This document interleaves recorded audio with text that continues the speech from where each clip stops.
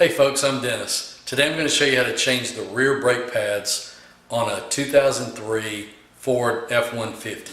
The 2003 is a 10th generation F150, and that covers the years from 1997 to 2004, roughly, depending on what part of the world you're in. But as long as your truck is a 10th generation and it's got rear disc brakes, then this process will apply. These are the brake pads, and I'll show you how to change those out tonight. So let's get started.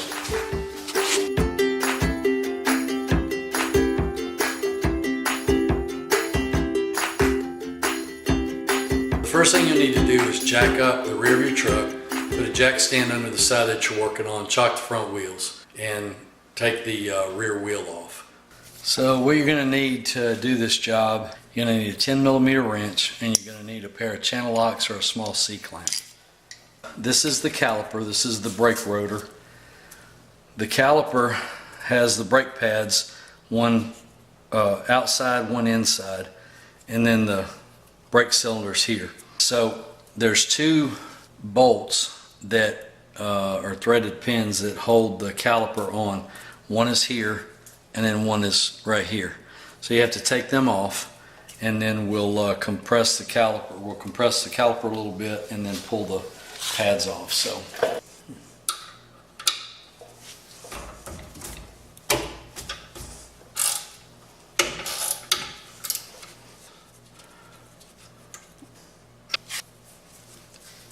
that's what the bolts are, just kind of a standard bolt, a fine thread and right hand thread.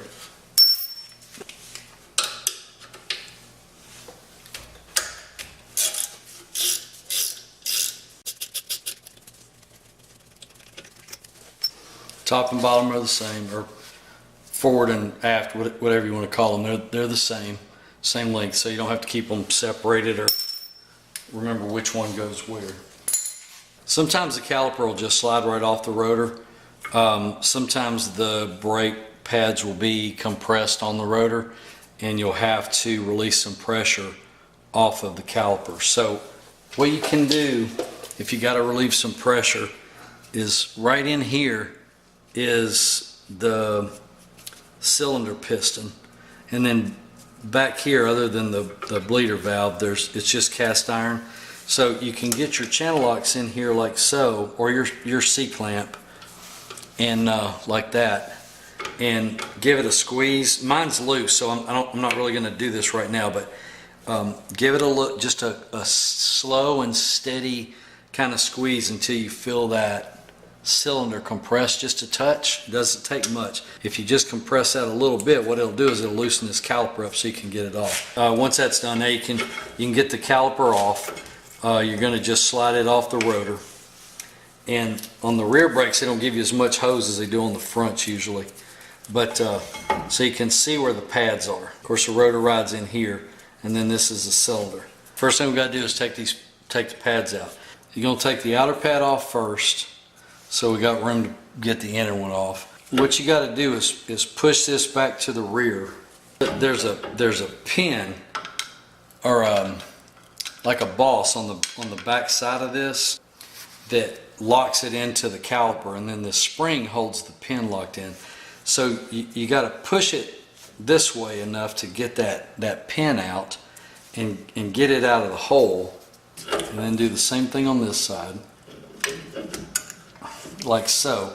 Once you get it out like that, well, then you can pry the pad out.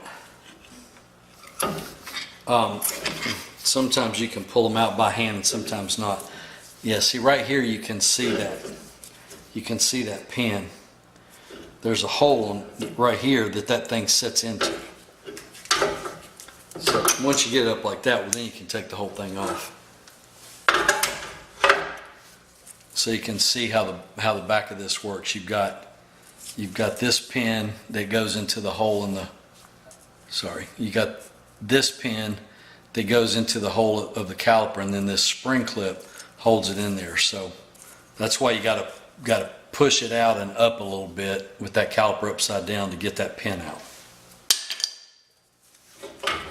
Now the inner pad, it's got a different kind of clip on the back side. You just You take this inner pad and you just pull it and it'll pop out.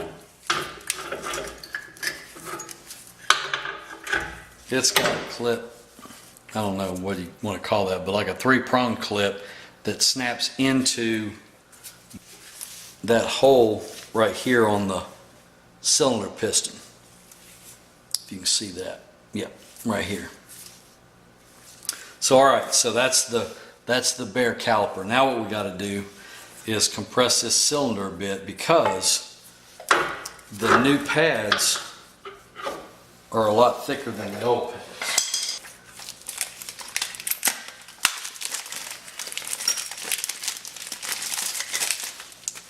So they're in pairs, you know, that's the one with that clip's the inner one, the one with that clip is the outer one. Okay, so something that you do need to be aware of. You'll notice on these pads, there's a single ear on one end and a double or a slotted ear on the other. And that's the outer. The inner is the same way. There's a single and a double. The double ear goes to the front of the truck on both sides. What you want to do when you take these out and you get your new ones is you put your new ones in, you want to match them up and make sure that you've got the grooved part of this pad going toward the front of your truck. So that would make this the outer left. Well, you know it's outer, so this way you know it's going on the left and not the right. So you know the pads go together like so, face to face, you know. So each of them has the slotted part of the plate toward the front of the truck. So that's how we know both of these are the left side. This is an inner, obviously. This is the back of it, and the double is going this way. So this is going to make this, that makes this particular pad the right hand inner, because this has to go toward the front. So just be aware of that when you're picking the new ones up and putting them in the caliper. So you're going to use a pair on each side. Now that's the difference. This is the thickness. The metal part, you don't want that rubbing on your rotors because it'll destroy your rotors. So what you're trying to do is you want to, when you're checking your brakes, you want to look at these pads, and this composite part here, you see how much thinner this old one is than the new one. Well, that's how much is worn off of this old one. It was this thick when it got started. So, but for purposes of replacing these, this obviously, on each pad being that much thicker, the caliper is expanded so that these surfaces touch the rotor. So now you got to make enough room for these surfaces. So we have to compress that cylinder to make sure that these new pads will fit in there. So that's where the channel locks come in, or the C-clamp, whichever one you prefer to use. My advice is, when you're doing this, just be slow and steady about it. As long as you're pretty slow and steady, you're not going to hurt anything. You want to check your brake fluid after you do each side. Like when you do this first side, check your brake fluid in your master cylinder. Make sure that you haven't overflowed the cylinder or made it too full, and if so, you may have to dip some of that brake fluid out.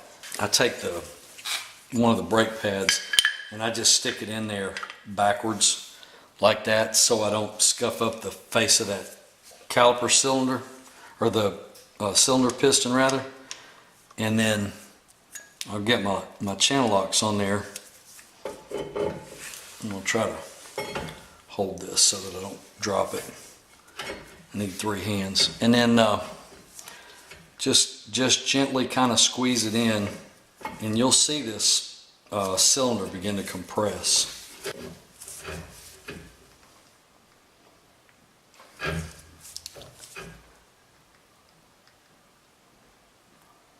You want to get it back to where it's about flush, just like that. You can tell where now this cylinder piston is flush. And that's as far as it's going to go. And then that should give us enough room to put the new pads in there. So what you want to do, take your new pad, that's the inner one, you can put it in first, and then just line up that three-pronged plug with that, or pin rather, with that hole and pop it in there. Your inner, or I mean your outer, and it's going to go like that because the clip goes on the outside.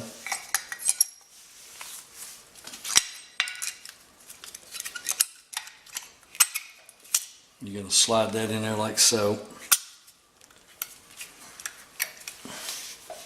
And you got to work it a little bit to get those pins in.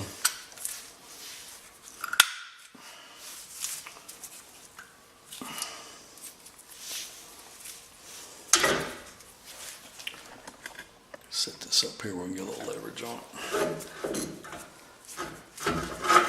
It's hard to get the angle where you can see it on the camera and get a good grip on it, so just bear with me. There you go.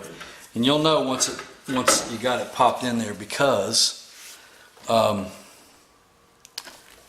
it'll be flush up against the caliper ears on the front, and you know, these pins will be down here over the holes, so you just want to make sure that all these are flush up against the backs. These little extra plates on the back of the brake pads, you know, leave them on. Don't try to pull them off or anything. Those are anti-squeal shims to keep your brakes from squealing. Make sure that the rotor has stayed up on the wheel hub correctly. Sometimes they've got little keeper pins on the lug, sometimes not. I don't have any, so I just got to make sure that that's pushed up on there. The other thing you got to do is these are the guide where the bolts go that we took out. They're like guide pins for the caliper. They slide so this caliper can move as it gets compressed and released. So before you can put the caliper on, you got to make sure they're pushed up, or you got to hold them up like that, because you have to make room back here for these ears right here. Sometimes you got to kind of roll them on first, but you want to put the top in first so that you can get these two slots on this part of the caliper. Like I say, you got to be aware that that guide pin might be in your way, and then you're going to roll the caliper in like so, and you'll have to also pull that guide pin back. You can see that, I don't want to block it. Pull that guide pin back and then roll the caliper the rest of the way in. Now you can, once you've got these two ears here seated and these two seated, the caliper is in its correct spot. That's where it's supposed to go. And then the only thing you have to do is put the bolts back in. Like I said, they're the same, so you might have to kind of finagle the caliper to get them to thread up. Just make sure you don't cross thread it. They're fine threads, so they should thread in real easy.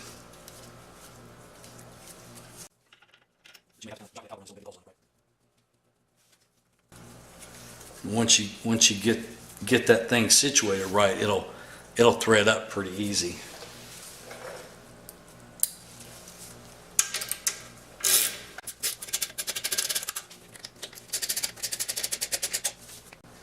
Snug that up. Snug that up. And that's it as far as changing out the pads. Now we're going to do the other side, and I'm going to check the master cylinder first, and then we'll do the other side. What you want to do is check your master cylinder. This is your master cylinder for your brakes. It's right in front of the driver's position under the hood, between the firewall and the cold air intake where your air filter is. And you can't really see it because I don't have a lot of light over here, but there's a couple of marks on here. There's a min and a max mark. What you want to do is you compress those cylinders. You're going to push brake fluid back into the system and back into this master cylinder. So you want to make sure that you don't make it go overfilled.